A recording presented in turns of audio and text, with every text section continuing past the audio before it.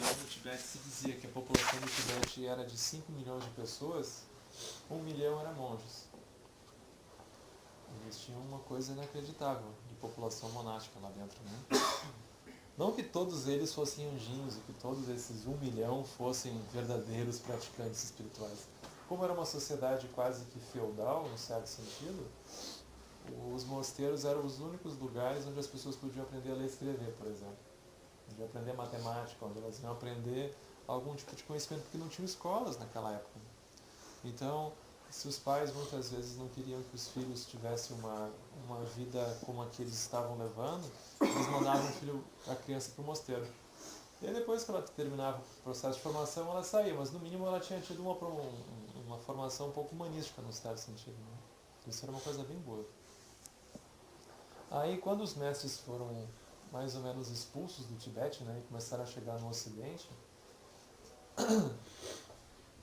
eles tiveram que reinventar a roda, no certo sentido. Né? Como que eles pegavam aqueles ensinamentos que eram praticados pelos monges, eles podiam oferecer isso para pessoas como nós, que não são monges, não querem virar monges, e que têm as suas vidas e que querem seguir assim e que o Dharma é alguma coisa que pode melhorar a vida delas. Né? Então eles começaram a criar essa coisa que são centros de Dharma.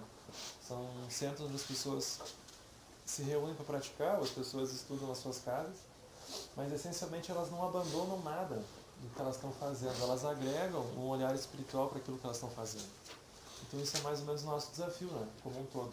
A gente não necessariamente deixar de fazer o que a gente está fazendo, mas seguir fazendo o que a gente está fazendo com um olhar mais aprofundado. Nesse sentido, como que a meditação, como que os ensinamentos budistas eles podem nos ser úteis nesse sentido. Né? Então, se a gente for olhar historicamente, existem como que duas abordagens do próprio budismo. Né? Uma abordagem que é chamada do caminho dos meios hábeis e outra que é chamada abordagem do caminho da liberação. A abordagem do caminho dos meios hábeis ela é uma abordagem que ela está baseada num processo de estudo continuado, de um processo como se a pessoa fosse entrar numa universidade, ela fosse entrar num processo de formação extenso, que pudesse levar, sei lá, 10 anos. Então, por exemplo, a formação dos monges levava 10 anos, no mínimo, para eles completarem aquilo, né? E depois eles iam fazer retiros. Mas, enfim, era alguma coisa continuada que levava muito tempo. Só que, à medida que o tempo foi passando, as coisas foram se complicando, os mestres eles foram cada vez mais dando enfoque no que eles chamavam do caminho da liberação. O que é o caminho da liberação? O caminho da liberação é assim, é um caminho onde a gente não vai necessariamente ler todos os textos, não vai necessariamente estudar tudo. Né? A gente vai pegar as coisas de maneira mais resumida, mais sucinta, mas que contenham o ponto essencial dentro delas. Né? E a gente vai praticar isso. Então esse é o caminho da liberação. A gente pode ser que a gente não tenha esse tempo todo, né? Pode ser que venha um tsunami de repente na nossa vida e derrube tudo. E aí a gente, faltava tanto tempo para mim chegar lá, agora não dá mais. Atrapalhou. A gente não tem essas condições tão favoráveis, né? Que os mestres vão chamar dos tempos de degenerescência hoje. Ou seja, houve um tempo que as pessoas tinham muitas condições, no sentido que não tinham tantas coisas para sustentar, né, para fazer manutenção. A vida era mais simples, no certo sentido, então eles tinham mais tempo para se dedicar a isso. A impermanência não batia tanto quanto ela bate hoje, né? As coisas não estão num ritmo tão acelerado. Então, num certo sentido, eles tinham isso. Por outro lado, o fato de eles estarem vivendo num período que aparentemente é mais favorável, isso também podia ser um obstáculo para eles. Por quê? Porque as grandes transformações elas só vão surgir quando os obstáculos aparecem. Se eles levam muito mais tempo para os obstáculos surgirem, pode ser que eles fiquem estacionados um tempão, assim, né? Esperando que um obstáculo venha. Pode ser que leve 20 anos para um obstáculo surgir e eles então acordarem e mergulharem de fato, né, em alguma coisa mais profunda. Hoje a gente tem essa maravilha, que os obstáculos estão por todos os lados e não demora muito, né, até a gente ser sacudido por alguma coisa que nos faça acordar, né, e querer procurar isso. Então, o Lama Santen, especialmente, ele é super otimista. Muito, a pessoa mais otimista que eu conheço é ele. Porque ele sempre fala sobre isso, né? O fato de que hoje a gente tem essas condições favoráveis, de que a impermanência nos toca muito rápido e a gente tem muitos motivos que vão nos fazer olhar para as coisas. Por outro lado, o fato da impermanência ser acelerada, ela mostra, se a gente olhar com um pouco mais de cuidado, que a realidade das coisas ela está na superfície. As coisas elas não têm essa densidade toda, porque as pessoas trocam de ideia muito rápido. Hoje, se a gente encontra alguém que está casado há 5 anos com essa pessoa, a gente repara, já tem todo esse tempo, 5 anos. Porque parece até estranho, né? A gente ficar... Esses tempos eu estava vendo televisão, aí tinha uma jornalista que entrevistou uma senhora, era um casal, e eles estavam casados, eu acho que há uns 70 anos. Casados. Aí a jornalista foi entrevistar ela, né? Ele, eu acho que já estava um pouco doente, não estava conseguindo falar, mas ela foi entrevistar a esposa, né?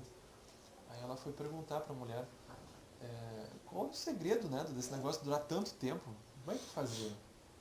Aí a senhora disse assim, olha minha filha, é assim, no meu tempo, quando alguma coisa estragava, tu não tinha como jogar fora, tu tinha que aprender a consertar e a viver com aquilo. Hoje em dia, tendo tão pronto, dá uma rachadurinha, tu já joga fora, né? Já compra outro, já troca, já faz qualquer coisa. E essa sabedoria antiga, né? Não tinha. Tu comprava uma geladeira que durava muitos anos, né? Tu comprava uma frigideira, lembra esse tempo? Frigideira. Aquilo durava. Tu comprava um carro, aquilo durava. E por aí vai, né? Então hoje em dia as coisas elas têm obsolescência programada, elas não foram feitas para durar. Elas foram feitas para que num curto período de tempo tu já vende aquilo, já joga aquilo fora para comprar outro. Ou mesmo que aquilo não estrague, eles inventam um processo de atualização que aquilo que tu tem tu não consegue mais atualizar. Ah, tu está com aquilo funcionando, mas os recursos que existem hoje já não entram direito naquilo. Tu já é obrigado a comprar outro, senão não tem como. Então é isso, né? A gente vive nesse tempo. Então a gente gera muito lixo também, né? Um monte de complicação. Mas isso mostra como que a realidade das coisas ela está mais na superfície. Ela sempre foi na superfície, mas hoje fica mais evidente, porque a gente fica fácil de ver como que a gente olha para uma coisa, a gente constrói aquilo como alguma coisa sólida que a gente quer muito, dali a 3, 4 meses, dali a 3, 4 semanas, às vezes a gente olha e já não quer mais. A gente já acha que aquilo tudo que a gente tinha visto ali, agora a gente quer aquilo. A gente para olhar com cuidado, a gente vai vendo essa construção luminosa da mente, né? E antigamente, quando as coisas não tinham essa mutação tão constante, era mais difícil de tu te dar conta, justamente porque aquilo seguia por um bom tempo te dizendo que vinha dali. Né? Então a gente tem essa facilidade hoje. Para o tipo de ensinamento que a gente vai olhar, é uma grande vantagem isso que a gente está vivendo. Né? Mas isso vai começar, assim, a gente olhando, né? Se vocês forem olhar o Dalai Lama, forem olhar o Lama Santa, esses grandes mestres, eles sempre vão começar falando sobre responsabilidade universal. Então, eles têm como se fosse uma habilidade que o Dalai Lama desenvolveu de entrar em contato com a gente. Vocês vão ler os livros do Dalai Lama dos anos 70, dos anos 60, eles são textos difíceis de entender, porque ele estava falando como se ele estivesse falando para tibetanos. Né? Então, ele estava dando um ensinamento tradicional de maneira tradicional. Aí aquilo, para quem não estudou um pouco, aquilo fica muito estranho. Não tem como dialogar.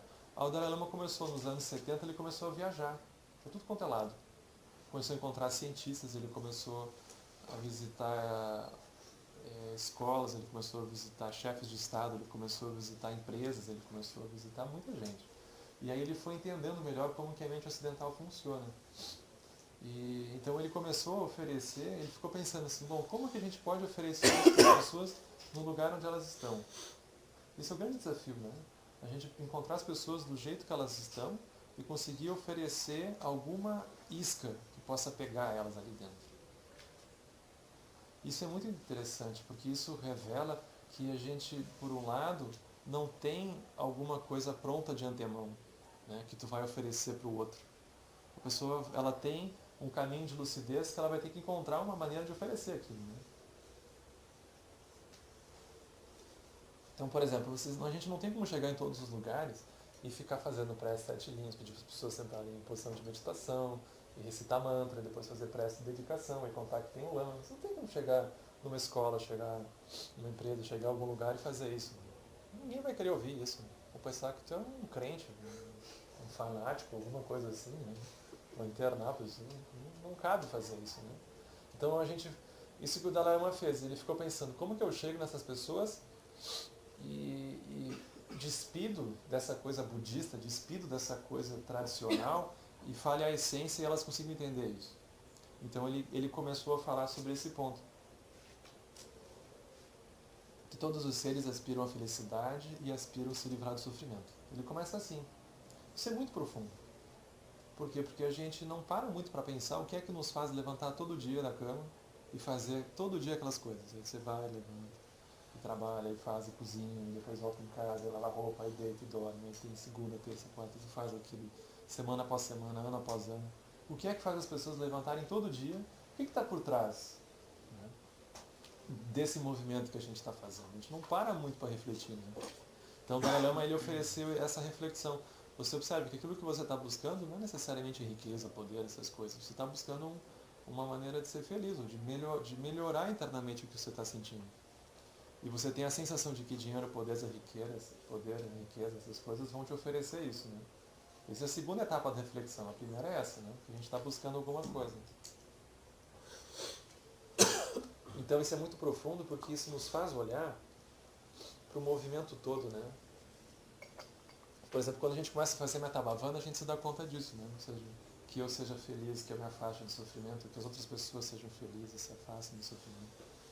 Se a gente começa a fazer isso para nós, por que isso é profundo? Porque a gente se dá conta de que a gente talvez nunca tenha olhado para nós mesmos com esse olhar. A gente é como se tivesse uma grande máquina, uma grande engrenagem, que a gente é uma peça ali dentro. Aí a pessoa ela é formatada, escolarizada, para poder operar ali dentro. Se vocês entrarem no YouTube, tem um documentário muito interessante agora que eles lançaram, chama Escolarizando o Mundo, Schooling the World.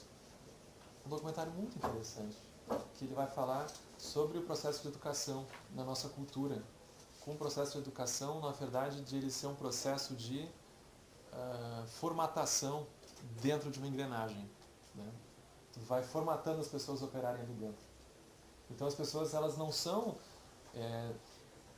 incitadas a refletir sobre as coisas, elas são escolarizadas. Elas são ensinadas a simplesmente fazer alguma coisa. Isso é muito chocante. Se vocês forem ver, mesmo dentro da sociologia, se vocês forem estudar sociólogos como Durkheim, por exemplo, né, que ele vai falar sobre a educação, ele tem um livro chamado Sobre Educação, e que tem mais de 100 anos. Dentro do ambiente acadêmico já tem muitos teóricos que ultrapassaram ele, que apontaram as limitações, mas a grosso modo é o que segue acontecendo. O que ele diz? Ele era uma pessoa que vivia no interior da França, de origem judaica, numa situação da metade, ele nasceu na metade do século XIX e a Revolução Industrial não tinha chegado ainda. Então as pessoas tinham uma vida mais ou menos pacata, assim, né? E aí ele cresceu lá num ambiente extremamente simples e de muita proximidade com as pessoas. E aí quando ele ficou grande, ele foi para Paris estudar. E aí Paris, aquilo já era na segunda metade do século XIX, a Revolução Industrial estava chegando. Aí ele ficou chocado com o que ele viu, porque ele viu as pessoas com pressa, ele viu as pessoas abandonando um pouco os sistemas de relação que elas tinham umas com as outras e dedicando cada vez mais importância ao trabalho, à manutenção dos recursos e a estruturar uma vida de maneira econômica. Assim. Ele começou a estudar. E ele viu também como que o processo de educação que tradicionalmente tinha ficado junto da família foi sendo transferido para o Estado, através da escola. A escola começou a assumir esse papel de formação do indivíduo. A família, como que não tinha mais tempo de fazer isso, joga para o Estado. Aí ele vai falar desse papel da escola nesse sentido, né? E ele dizia assim, a sociedade, quando a pessoa nasce, a sociedade é alguma coisa que já está andando, né? Tipo uma engrenagem que já está correndo, tem uma esteira que já está em circulação, aí nasce o serzinho pequeno, né? Aí o serzinho pequeno, vamos botar na escola, para quê? Para que ele se torne o melhor parafuso dentro desse sisteminha que já está andando. Aí ele fica lá, aí depois que ele ficar velho, já fica enferrujado, aí ele sai fora e entra outro. É assim. Mas não tem nenhuma pergunta quem é que inventou isso, para onde é que isso vai. se isso realmente é alguma coisa que eu quero, se isso realmente tem algum sentido que vá ir além do que tu está sempre fazendo. Não, tu entra e tu é jogado ali dentro. Né? Então, quando o Dalai Lama diz isso, ele está nos fazendo olhar para isso, ou seja, se a gente aspira à felicidade e aspira a se livrar do sofrimento, o que será que eu quero fazer mesmo? Será que isso tudo que eu estou fazendo hoje é condizente com essa aspiração sutil dos seres? Ou não é? Ou será que eu estou fazendo simplesmente porque me disseram que eu tinha que fazer? Porque meu pai e minha mãe me obrigaram a fazer? Porque se eu não fizer, tem uma espécie de coerção social de que eu vou me sentir um excluído, eu vou me sentir um ET, um alien, alguma coisa assim. Né? Então, o que tem dentro disso? Né? Então, o Dalai Lama ele nos faz olhar. O Lama Santen ele é interessante, ele conta que nos anos 70 ele já pensava sobre isso, porque ele é físico, né? Ele era professor de física da URGS, da Federal do Rio Grande do Sul. E ele, na primeira metade dos anos 70, ele trabalhava num projeto que era financiado pelos americanos, de energia nuclear. Só que eles não sabiam bem o que eles estavam fazendo. Quer dizer, eles sabiam, mas não sabiam para quê. Aí um dia ele conta que chegou um professor lá que era meio hippie, assim, né, com os cabelão, assim, tipo tudo assim. Chegou lá. Toda pessoa evoluída é assim. Aí ele chegou lá dizendo que aquele estudo que eles estavam fazendo, que vinha financiamento dos Estados Unidos, era um refinamento que era um auxílio para entender como tu fazia para a bomba atômica funcionar melhor. Aí imediatamente ele, não, muito obrigado, vai fora. Aí ele começou a estudar energias renováveis, né? Painel fotovoltaico, essas coisas. Né? Ou seja, aí ele começou a refletir sobre isso, né? Ou seja, ainda que a gente está fazendo aquelas coisas, e qual é o sentido disso? Né? Você tem alguma coisa por trás ou não tem? Né? Ou seja, mesmo o cientista, o que ele está fazendo é para que os seres alcancem a felicidade e eles se afastem do sofrimento, ou é para causar mais sofrimento? Então o Dalai Lama ele oferece essa reflexão. A partir disso, ele vai começar a falar ele vai introduzir uma reflexão para as pessoas, no sentido de que elas observem que se elas melhoram as relações umas com as outras, a vida delas melhora. Mesmo que elas tenham pessoas teimosas que eventualmente vão trazer sofrimento para elas, elas descobrem que se elas se colocam numa posição de negatividade, aquilo é ruim para o outro, mas é ruim para ela. Ela vê que aquilo prejudica ela. O Lama ele fala isso quando ele vai explicar aquele quadro dos 200 itens, né? 240 itens, desculpa. Aí a pessoa, por exemplo, ela tem vontade de matar. Vamos pensar assim, né? Eventualmente vocês têm vontade, né? Não só a gente pensa matar alguém, não, a gente pode querer matar em diversos níveis, né? Aí vem. Matar no nível de corpo puxa o revólver e pá. Isso é uma pessoa, vai vir um mosquito, pá, pá. Ou vem alguma coisa e tu mata. Esse é nível de corpo. Mas a pessoa pode matar a nível de energia. Assim, ela não faz aquilo, mas o sangue sobe, né? Ela está pronta para fazer, ela não faz, assim, ela segura. Esse é nível de energia. Agora, ela pode não fazer em corpo, não fazer em energia, ela pode fazer em mente. Assim, ela não faz com o corpo, a energia dela não está dominada, mas internamente ela pensa, mas devia. Não vou fazer, tá? Né? Não estou dominado, mas no fundo merecia. Né? Isso é tu matar a nível de mente. Né? A pessoa pensa isso. Ou a pessoa mata em paisagem. Ela pode até não ficar pensando naquilo discursivamente, mas internamente a outra pessoa não tem lugar dentro do mundo dela. O outro é colocado no inferno gelado. Ela não tem um espaço para viver dentro da mente do outro. É como se fosse uma coisa gelada, assim, a pessoa aparece e tu nem olha. Tem uma invisibilidade. Né? Em certo sentido é matar a pessoa, porque a pessoa não tem lugar para viver ali dentro. Né? Ela não cabe dentro do que a pessoa está vendo, o outro não cabe. Né? Só que a pessoa colhe os efeitos disso muito rapidamente. Porque não é assim, eu vou matar o outro, aí futuramente eu vou renascer em tal lugar porque eu matei. Não. No exato momento em que a pessoa ela é assolada por uma paisagem dessas, ela já perde a tranquilidade. Porque a mente dela fica dominada em como que então ela vai fazer para executar aquilo. Nesse momento ela já está em sofrimento. Então o sofrimento ele vem junto da paisagem da pessoa, não é depois que ela faz a ação. No exato instante que ela passa a se ocupar e a planejar aquilo, já está em sofrimento. Então não é vantajoso para ninguém. Né? E por aí vai. Então o Dalai Lama ele vai enfatizar muito esse ponto da gente cuidar das relações. Né? Dentro do SEB, isso vai ser um ponto super importante no sentido da gente trabalhar durante um bom tempo na nossa prática justamente com as relações que vão estar acontecendo no nosso cotidiano. Por quê? Porque se a gente for olhar, se a gente fosse, por exemplo, começar logo com a meditação em silêncio, sem trabalhar essas etapas preliminares, essas etapas anteriores, a gente ia ter um pouco de dificuldade. Porque a gente ia parar em silêncio e todas aquelas pessoas e tudo aquilo que a gente botou embaixo do tapete, quando a gente para, aquilo vem. Tu não sabe nem quem abriu o baú, né? Mas abriram o baú. E toda vez que a pessoa senta, aquele baú abre. Aí vem aquelas coisas todas, né? Então a gente tem essa etapa de pacificação das relações. Então o Dalai Lama ele vai andando por aí, ele vai pacificando as relações. Né? E a gente vai trabalhando nisso. Aí nisso tem Metabhavana, tem o nascimento do Lótus, que é um roteiro de meditação que a gente vai ver. Né? E aí tem essas práticas onde a gente vai olhando com cuidado para as pessoas, para as relações que a gente tem, as relações que a gente já teve, e a gente vai transformando o olhar para elas num olhar mais positivo. No mínimo a gente aspira a conseguir fazer isso. Então alguns a gente vai ver que a gente consegue e outros a gente vai levar um pouco mais de tempo. Mas a gente no mínimo aspira a fazer isso, né? Entendendo que esse é um caminho que a gente deve seguir.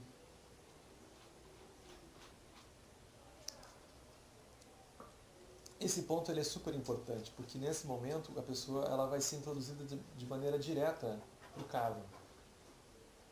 Por quê? Porque o karma ele já não vai ser alguma coisa teórica que a pessoa vai ficar estudando.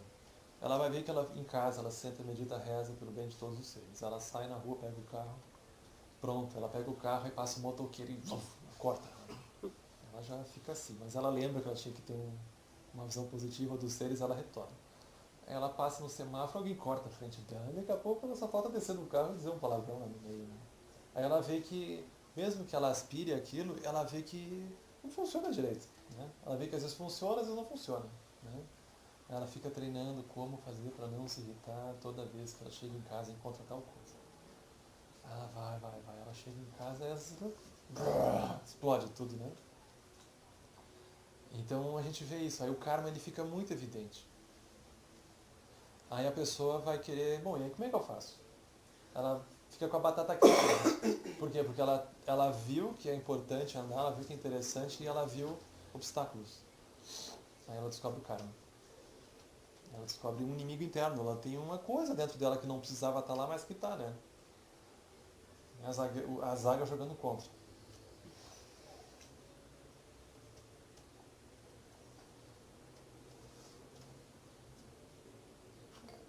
Aí vão vir os 4 pensamentos que transformam a mente. Aí a pessoa vai querer aprofundar mesmo a meditação. Eu digo, olha, eu não tento jeito, eu vou ter que olhar para isso. Aí vai vir os 4 pensamentos que transformam a mente. Eles são a base do budismo tibetano. Então, para quem se aproximou do budismo tibetano, vocês vão ver isso muito evidente. Eles vão falar sobre o quê? Em primeiro lugar, eles vão falar sobre na verdade são 6, né? Os tibetanos não eram bons de matemática, não são 6, eu vou esquecer. Mas tudo bem. O primeiro é linhagem. Linhagem. O que é linhagem? Linhagem é a gente entender que isso que a gente está vendo aqui, por exemplo, não é uma coisa que surgiu da nossa mente, ou da minha mente, ou alguma coisa que eu vi, simplesmente algum. A gente entender que tiveram mestres que dedicaram a vida deles, geração após geração. Eles só fizeram isso. Então, teve um Buda, mas o Buda podia não ter dado nenhum ensinamento, mas ele deu. Agora, ele deu o ensinamento, podia ninguém ter se interessado, não teve gente que se interessou. Agora, eles podiam ter achado interessante aquilo, e ter voltado para suas casas. Mas não, ele teve alunos que simplesmente abandonaram tudo e seguiram ele até o fim, que passaram por todo tipo de complicação. Aí esses alunos do Buda, que foram se tornando também Budas, eles por sua vez também tiveram alunos. E assim a coisa foi andando. Isso há 2.600 anos, isso segue, é como se fosse um telefone sem fio. Vocês lembram daquela brincadeira? conta uma coisa pra pessoa do lado, aí ele guarda, aí ele vai passando. Só que na brincadeira que nunca dá certo, né? Porque tu começa falando assim, cadeira. Aí tu chega assim, madeira. Não era madeira, era cadeira. Aí deve ter uma falha no meio do caminho, né? Mas essa transmissão, que é chamada de Guru Yoga, no caso do budismo, não falhou ainda. Não falhou. Por incrível que pareça. Não falhou. Então teve isso, que era a linhagem. Aí vocês vejam, o budismo começou na Índia. Só que ele não existe mais na Índia, da maneira como ele surgiu com o Buda Sakyamuni. Ele teve uma duração, uma época ele acabou. Os islâmicos chegaram lá e acabou. De lá ele foi para a China. Só que, da maneira como tinha na China, não tem mais. Especialmente depois que os comunistas chegaram lá, eles trataram de resolver aquilo. Não tem mais. Aí ele foi pro Tibete também. E não tem mais. Por quê? Porque os comunistas chegaram lá e acabaram. Hoje no Tibete tem mais chineses do que tibetanos. Isso é tipo assim, os argentinos invadem o Brasil. Já pensaram que tragédia? Aí a língua oficial é o espanhol, não é o português. Aí eles invadem o Brasil, dizem, olha, Pelé, essas coisas, assim, não, agora é Maradona. Aí a gente, poxa, é Flamengo, Botafogo, São Paulo, Inter, Grêmio, não, agora é River Plate, Boca Juniors. Assim. Num sentido assim, muito pior do que isso, né? Que já é horrível, né? Foi o que aconteceu no Tibete com os chineses. Porque hoje a língua oficial do Tibete é o chinês, hoje tem mais chineses do que tibetanos dentro do Tibete. E os tibetanos eles foram relegados assim a totalmente coisas subalternas, né? Eles vendem pipoca na esquina. E são os chineses que controlam tudo. São morador de rua hoje. Em grandes cidades, né? Em alguns lugares eles conseguiram ficar um pouco melhores. Mas é muito trágica a situação deles. Se diz que 1 milhão de tibetanos já foram mortos. Desde a invasão chinesa. Né? E esses mestres fugiram do Tibete. Fugiram. A pé. E aí eles trouxeram isso e suaram para conseguir trazer isso e manter vivo. Né? Então isso é linhagem. Então a gente começa com uma reverência e com um agradecimento de que a gente hoje está conseguindo olhar para essas coisas só porque houve uma sucessão de mestres, uma sucessão de pessoas que dedicaram tudo que eles tinham para poder manter isso vivo e ensinar as pessoas e que as pessoas conseguissem ver aquilo de maneira apropriada. Né? Então, o estudo da linhagem é muito importante porque ele toca direto com o coração da gente. Né? Ele vai tirar um pouco a abordagem cognitiva do que é a filosofia budista, o que é isso, o que é aquilo, e vai nos conectar com isso que a gente chama da intenção iluminada, que foi o que manteve os mestres vivos, né? E interessados em fazer isso acontecer. Aí isso é linhagem. Aí depois que a pessoa olha a linhagem, ela olha a vida humana preciosa, que é um negócio super importante. Vida humana preciosa. Ela pensa assim, na biosfera tem muitos seres. Os seres humanos são apenas um, dentre a vastidão de seres que existem. Né? Se vocês forem comparar assim, com os seres humanos, a quantidade de peixes, a quantidade de pássaros, a quantidade de bactérias, então nem se fala. E por aí vai. Né? Então os seres humanos dentro do reino animal, eles são uma minoria. Numericamente são uma minoria. Né? Aí tem os seres humanos. Mas não só dentro o vasto universo, tem um único planeta que é o planeta Terra, e outros universos que a gente não conhece direito. Então dentro dessa vastidão toda, tu tem um planeta Terra. Que tem muitos seres, dentre eles os seres humanos, que se acham os melhores, mas são apenas mais um, né? Aí tem os seres humanos. E aí, dentre os muitos seres humanos, que já passaram os 7 bilhões,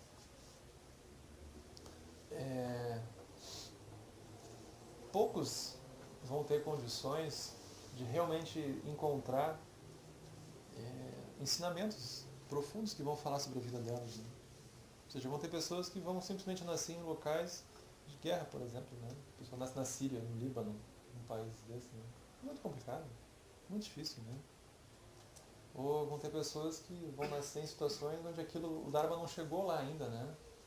Ou outras tradições que vão de fato oferecer uma lucidez, uma compaixão, não chegou lá. As pessoas nasceram em situações que não têm.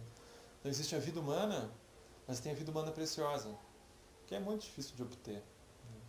Os mestres eles contam histórias assim que a gente fica até duvidando, né? A mais tradicional é aquela da tartaruga, né? Não sei se vocês conhecem a história da tartaruga, que é, vocês imaginem assim, um vasto oceano. No vasto oceano só tem uma tartaruga marinha, né? Tu fica assim, tá bom. E essa tartaruga, que vive no vasto oceano, a cada 100 anos, ela sobe uma vez a superfície. Aí tu fica olhando, né? E nessa vasta superfície do oceano tem um aro de madeira que fica boiando, como se fosse uma boia. Assim, né?